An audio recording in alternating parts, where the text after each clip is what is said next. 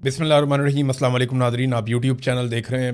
मैं इमरान खान हूँ। नाकाबंदी वाला आइडिया लगभग फ्लॉप हो गया अमेरिका का, और इसके ऊपर भी रद्द-ए-अमल बहुत सख्त आया। डोनाल्ड ट्रंप ने गुज़िश्ता 2 माह में जो चीज़ें भी की हैं, उनके ऊपर तनकीद ज़्यादा हुई है और तारीफ़ कम हुई है। एक एक करके उन्होंने अपने इत्तेहादी भी खो दिए हैं। अब फौरी तौर पे फील्ड मार्शल आसिम मुनीर पहुँचे हैं ईरान में। ये डोनाल्ड ट्रंप के इंतहाई काबिल एतमाद साथी हैं, और डोनाल्ड ट्रंप आसिम मुनीर साहब पे बहुत भरोसा भी करता है। और आसिम मुनीर साहब अपने एतमाद यानी डोनाल्ड ट्रंप के एतमाद को जीतने के लिए उन्होंने बहुत कोशिश की है, और बिलाखिर वो डोनाल्ड ट्रंप का एतमाद जीतने में कामयाब रहे हैं। तो आसिम मुनीर साहब जो हैं वो ईरान पहुंचे, जहां पे उनका इस्तकबाल किया गया। ये एक अच्छी डेवलपमेंट है, और उम्मीद की जा रही है कि इस डेवलपमेंट के बाद खित्ते में अमन का राज होगा। अमन जो है वो उसको रास्ता मिलेगा, और अमन के इम्कानात बढ़ेंगे। आसिम मुनीर साहब को खुशामदीद कहते हुए बहुत खुशी महसूस हो रही है। ये बात ईरानी वज़ीर ख़ारजा ने कही। मोहसिन नकवी आसिम मुनीर के साथ थे। आप सब जानते हैं कि इनका ताल्लुक़ कितना गहरा है। जब कोई भी आसिम मुनीर के साथ नहीं होता तो मोहसिन नकवी ज़रूर फील्ड मार्शल आसिम मुनीर के साथ रहता है। अब ईरान के अंदर आसिम मुनीर के जाने का मकसद क्या है? फील्ड मार्शल आसिम मुनीर गए हैं, इससे उम्मीद ये की जा रही है कि ये एक ऐसा विज़िट है जो ईरान को भी मुज़ाकरात की टेबल के ऊपर दोबारा लेकर आएगा।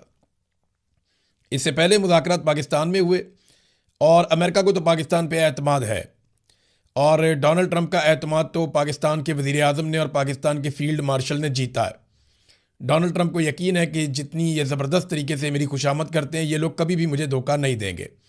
हाँ, ईरान का मामला ये है कि ईरान को लगता है कि पाकिस्तान में उनके साथ ज़्यादती हुई है, और मुज़ाकरात को अधूरा छोड़कर अमेरिका चला गया था। वैसे भी ईरान की मजबूरी नहीं है फ़ौरी तौर पे मुज़ाकरात करना या फ़ौरी तौर पे जंगबंदी करना। ये मजबूरी अमेरिका की है। इसमें एक ख़बर भी है मेरे पास, और ख़बर ये है कि बाकायदा अमेरिका ने 2 हफ़्ते की जंगबंदी की दरख्वास्त की है ईरान से। ये खबर मुख्तलिफ सोर्सेज से आई है। एसोसिएटेड प्रेस AP उसने भी ये खबर दी है, ब्लूमबर्ग अमेरिका का उसने भी खबर दी है, और ईरान की तस्नीम न्यूज़ एजेंसी है, उन्होंने ये दावा किया कि ये दरख्वास्त जो है वो अमेरिका की जानिब से की गई है कि 2 हफ्ते की जंगबंदी में तोसी कर दी जाए और जंगबंदी को अगले महीने तक ले जाएं। ईरान ने अभी तक इसके बारे में हामी नहीं भरी। जो ईरानी सदर का स्टेटमेंट है वो मैं आपके सामने रख देता हूँ, फिर मैं इसके बारे में आपको और बताता हूँ।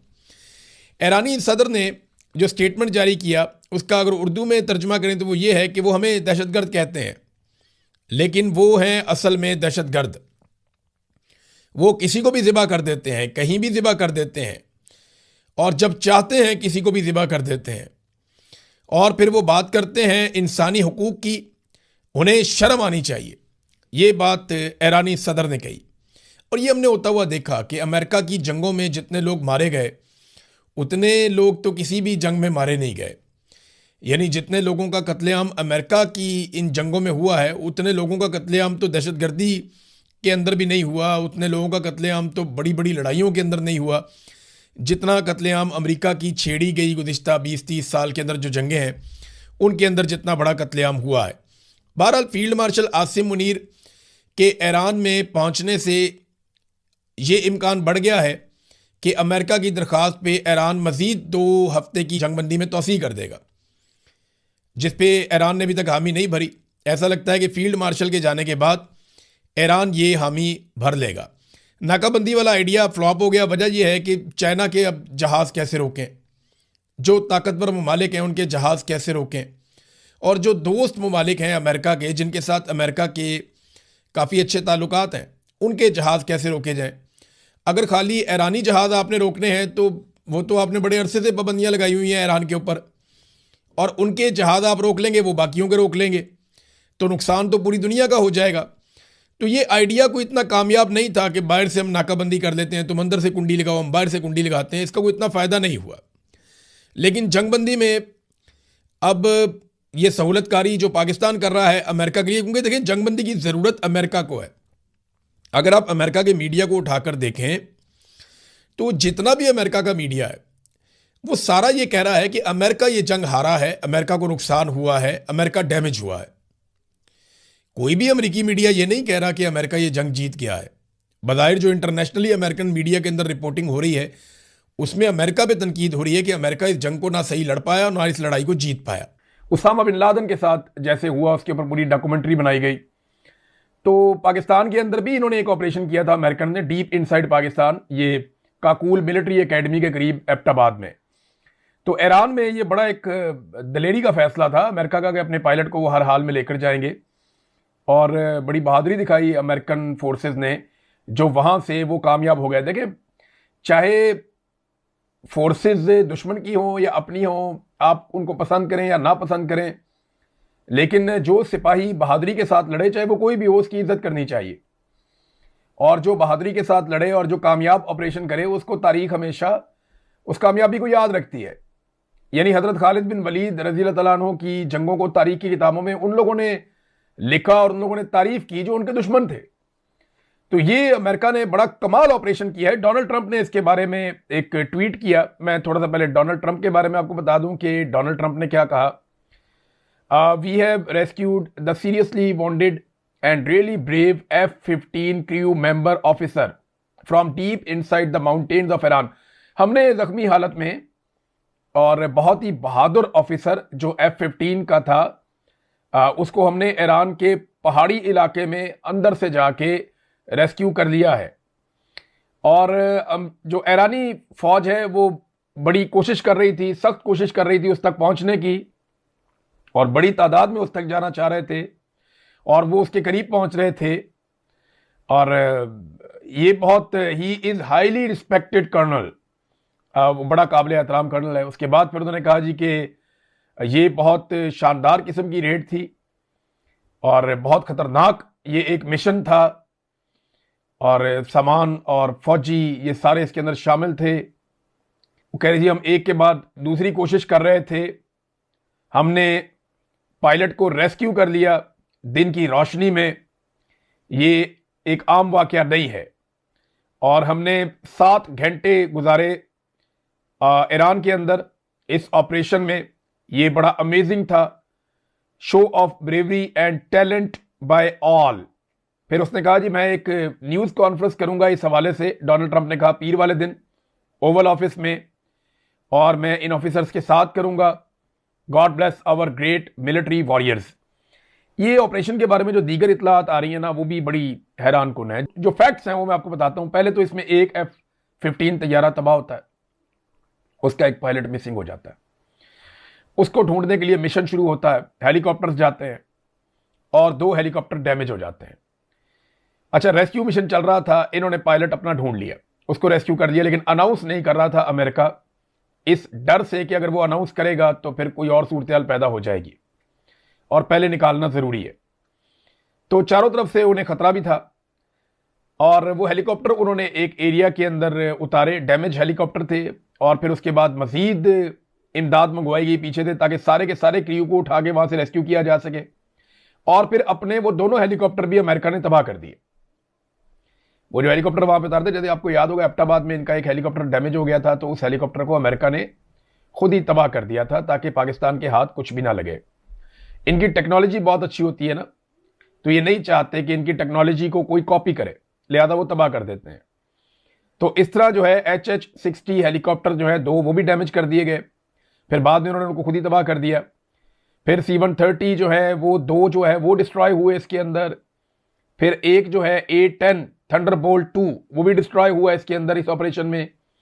एक जो है MH-6 लिटिल बर्ड वो भी इसके अंदर तबाह हो गया इस ऑपरेशन में। एक या 2 MQ-9 रीपर्स ये भी इसमें तबाह हुए इस ऑपरेशन के अंदर। एक खौफनाक ऑपरेशन था, लेकिन अमेरिका को कामयाबी मिली है मुबैना तौर पे। तो देखते हैं कि डोनाल्ड ट्रंप किस किस्म की अनाउंसमेंट करते हैं अपने साथ बिठा कर। यहाँ जो ऑपरेशन के अंदर शामिल लोग थे या उनको जो लीड कर रहे थे लोग कमांड रूम से, वो जो भी डोनाल्ड ट्रंप के साथ बैठेंगे, पीर वाले दिन डोनाल्ड ट्रंप उनके साथ बैठेगा। पॉलिटिकल फायदा होगा डोनाल्ड ट्रंप को, क्योंकि अब वो बड़े हमले का ऐलान भी करने वाला है। डोनाल्ड ट्रंप ने कल एक धमकी दी थी, आपको याद होगा, मैंने आपको वो धमकी पढ़ के सुनाई थी कि 48 घंटे बाकी रह गए हैं, जहन्नुम के दरवाजे खोल देंगे और ये करेंगे वो करेंगे। ईरान ने भी वैसी ही धमकी दी थी। लेकिन अब डोनाल्ड ट्रंप ने कहा कि ईस्टर संडे के बाद मंगल का दिन, यानी आज एतवार है, आप वीडियो देख रहे हैं, परसों यानी मंगल वाले दिन वो ये कह रहे हैं कि ईरान में पावर प्लांट डे और ब्रिज डे होगा। यानी जितने भी बिजली घर हैं, पावर प्लांट्स हैं, उन्हें बिजली बनाने की कैपेसिटीज हैं उनको तबाह करेगा, और ब्रिज डे यानी जो पुल हैं ईरान के मुख्तलिफ इलाकों को आपस में जोड़ते हैं उनको तबाह किया जाएगा अमेरिका की जानिब से। तो वो कह रही मंगल का दिन ईरान में पावर प्लांट डे और ब्रिज डे होगा, ये सब एक साथ किया जाएगा, ऐसा पहले कभी नहीं हुआ होगा। ए पागल बुज़दिलो, यानी ईरान को उन्होंने मुखातिब करते हुए ना डोनाल्ड ट्रंप ने अपने ट्वीट में गंदी गालियां दी हैं और बड़ी घटिया लैंग्वेज इस्तेमाल की है। जैसे कोई आदमी बहुत फ्रस्ट्रेट नहीं हो जाता, वो गालियां देना शुरू कर देता, उसका बस नहीं चलता। तो डोनाल्ड ट्रंप ने गालियां दी हैं और वो मैं पढ़ के भी नहीं सुना सकता, लेकिन मैं आपको उसको बहुत नरम अल्फाज में बता रहा हूं कि ए पागल बुज़दिलो, इस मनहूस आबनाए हरमस को खोल दो या फिर तुम जहन्नुम में रहोगे, बस देखते जाओ, तारीफ अल्लाह के लिए। इसको उसने अल्लाह का वर्ड यूज किया, अल्हम्दुलिल्लाह इसका मतलब है। तो गंदी गालियां इस्तेमाल की हैं डोनाल्ड ट्रंप ने इसी ट्वीट के अंदर, और इख्तिताम में अल्लाह का शुक्र भी अदा कर दिया है। तो अब देखते हैं कि डोनाल्ड ट्रंप कितने जहन्नुम के दरवाजे खोलता है और उसके बदले में ईरान क्या करता है। पाकिस्तान के लिए नाजरीन, यूएई की जानिब से मुश्किलात वाकई बहुत बढ़ना शुरू हो गई। हमारे 2 मिलियन से ज्यादा लोग यूएई में रहते हैं, ये बहुत बड़ी तादाद है पाकिस्तानियों की। पाकिस्तानी पाकिस्तान से बाहर जिस मुल्क में सबसे ज्यादा रहते हैं वो है सऊदी अरब, जहां सबसे ज्यादा काम करने जाते हैं। फिर उसके बाद यूएई है, फिर बाकी ममालिक हैं। यूरोप में बहुत बड़ी तादाद में रहते हैं, बरतानिया में बड़ी तादाद है पाकिस्तानियों की। तो यूएई ने पीएसएल से अपने खिलाड़ी वापस बुलवा लिए। ये बड़ा एक्सट्रीम स्टेप होता है कि आप अपने खिलाड़ियों को कहें वापस आ जाओ, इस मुल्क में आपने नहीं रुकना।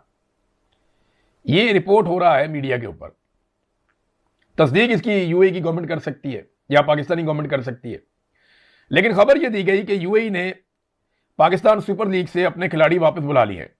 और बहुत सारे लोग यूएई से वीडियोस बना बना कर ये बता रहे हैं और अपने अजीज़ो अकारब को टेलीफोन करके ये बता रहे हैं कि हमें यूएई की गवर्नमेंट डिपोर्ट करने जा रही है।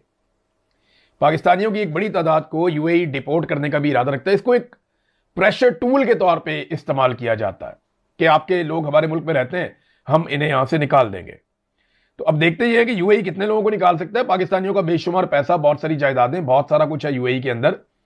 तो पाकिस्तान की गवर्नमेंट को यूएई को अब धमकी लगानी चाहिए अगर ये है तो। देखें ना, अगर तो पाकिस्तानियों का मालो दौलत वो छीन लें, पाकिस्तानियों की सारी चीजें वो अपने कंट्रोल में कर लें कि वो बादशाह है वहां पे, और पाकिस्तानियों को निकलो यहां से, तो भाई पाकिस्तानियों ने जो वहां बेशुमार पैसा लगाया हुआ है वो रिकवर कैसे होगा?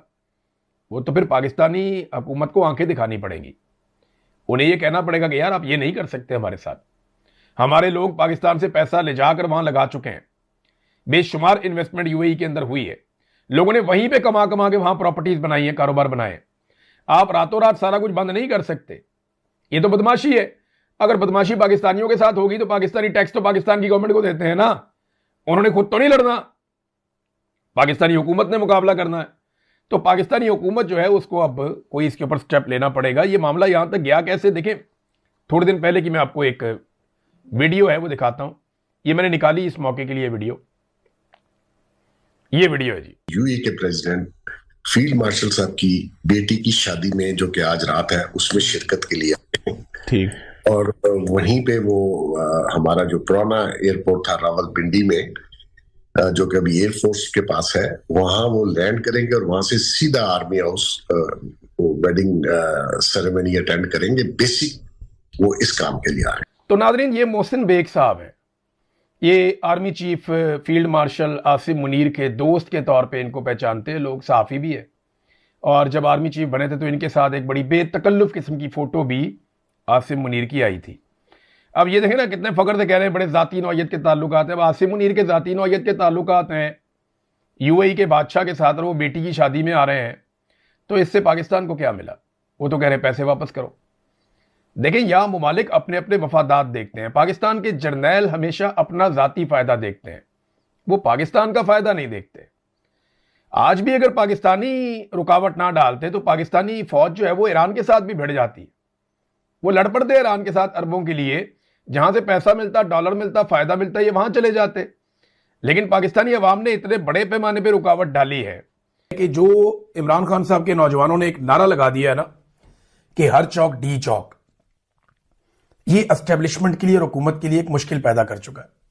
वो ये चाहते हैं कि पाकिस्तान सारा इकट्ठा हो, 8 फरवरी को दोबारा इस्लामाबाद की तरफ आए, हमारी तरफ बढ़े, हम हर तरफ कंटेनर लगा देंगे, सारा कुछ बंद कर देंगे, मार कुटाई करेंगे, एक मरतबा फिर लोगों को मायूस करके भेज देंगे, 1 साल के लिए मामला दोबारा दब जाएगा। एस्टेब्लिशमेंट की और हुकूमत की सोच ये है। ये जो हर चौक डी चौक वाला फार्मूला है ना, इससे उन्हें घबराहट हो रही है।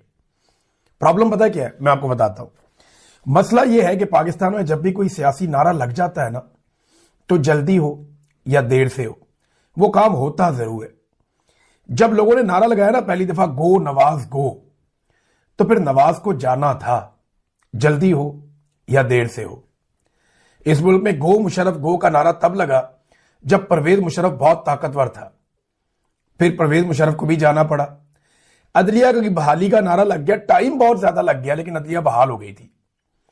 यहां जब एक सियासी नारा लग जाता है और वो अवाम के दिल की आवाज एक दफा बन जाए, तो फिर जल्दी हो या देर से हो, वो काम जरूर होता है। तो ये जो हर चौक डी चौक वाला एक फॉर्मूला है ना, ये एस्टेब्लिशमेंट के लिए हो सकता है कि मुस्तकबिल करीब में कोई प्रॉब्लम क्रिएट ना कर सके, हर चौक डी चौक ना बन सके, लेकिन बहुत मुमकिन है कि आने वाले सालों में, आने वाले महीनों में ये फॉर्मूला काम कर जाए। आज ना करे, अगली हुकूमत में काम कर जाए, लेकिन जब भी काम करेगा ये एक एंटी एस्टेब्लिशमेंट फार्मूले के तौर पे काम करेगा, और ये एस्टेब्लिशमेंट और उनकी बनाई हुई किसी भी हुकूमत के सर पे एक तलवार बन के लटकता रहेगा कि हर चौक डी चौक। अब ये होना जरूर है, ये आज हो जाए, कल हो जाए, परसों हो जाए, लेकिन ये तमाशा इस कौम ने देखना भी है और यहां लगाना भी है, और ये हम भी होता हुआ देखेंगे। इंशाल्लाह एक वक्त आएगा कि एस्टेब्लिशमेंट के लिए मुश्किल पैदा हो जाएगी, तो ये तलवार बन के उनके सर के ऊपर लटक रहा है। अब इससे बचने के लिए डाइवर्जन लगा रहे हैं जी, इस्लामाबाद आने की तैयारियां, हम मार्च को रोकने की तैयारी। कोई मार्च लेकर नहीं आ रहा। अब पूरे पाकिस्तान को बंद करने का पाकिस्तान तहरीक इंसाफ का प्रोग्राम है। 8 फरवरी को इस सिलसिले में पहला बड़ा इम्तिहान है। इसके 10 दिन के बाद रमजान शुरू हो जाएगा, तो रमजान से 10 दिन पहले पाकिस्तानियों का एक सबसे बड़ा और पहला इम्तिहान है। अगर 8 फरवरी को यह पूरा पाकिस्तान बंद करके दिखा देते हैं, तो फिर क्या होगा? फिर रमजानुल मुबारक के बाद एक नया फेज आएगा, और फिर ये पूरे पाकिस्तान को बंद करने का फॉर्मूला जो है उसको आगे बढ़ाएंगे, और वहां हुकूमत के लिए बहुत मुश्किलात पैदा हो जाएंगी बजट से पहले। लिहाजा इसीलिए ये बार बार कह रहे हैं, और ये इस किस्म की खबरें चलाई जा रही हैं जो मैंने आपको बताया। नादरीन, अटियाला जेल के बाहर एक बार फिर इमरान खान साहब की बहनें और कारकुन धरना देकर बैठे हुए हैं, और आज फिर मुलाकात नहीं करवाई गई, जैसा कि हमेशा होता है। यानी इमरान खान साहब की बहनें जाती हैं, कोशिश करती हैं कि मुलाकात हो जाए, लेकिन मुलाकात होती नहीं है। आज अलीमा खानम ने एक और बात बताई। उन्होंने कहा जी 96 दिन हो गए हैं, इतने दिनों में इमरान खान साहब को बाहर की दुनिया के साथ जो राब्ता है वो सिर्फ 1 घंटे का है। 96 दिनों में सिर्फ 1 घंटे का राब्ता इमरान खान साहब का बैरूनी दुनिया से करवाया गया, और अब तो काफी अरसा हो गया, लगभग 2.5 महीने होने वाले हैं, मुलाकात होने नहीं दी जा रही। एक मुलाकात करवाई गई थी बस इमरान खान की बहन की, वो भी काफी एहतजाज के बाद, जब सुहेल अफरीदी सारी रात वहां पे बैठा रहा अपने अरकान के साथ, लोगों के साथ, तो उसके बाद जो मंगल आया वो एक मुलाकात करवाई गई। लेकिन मुलाकातें इमरान खान साहब की बंद है, उनके लोग एहतजाज कर रहे हैं, और इससे फर्क कोई नहीं पड़ता।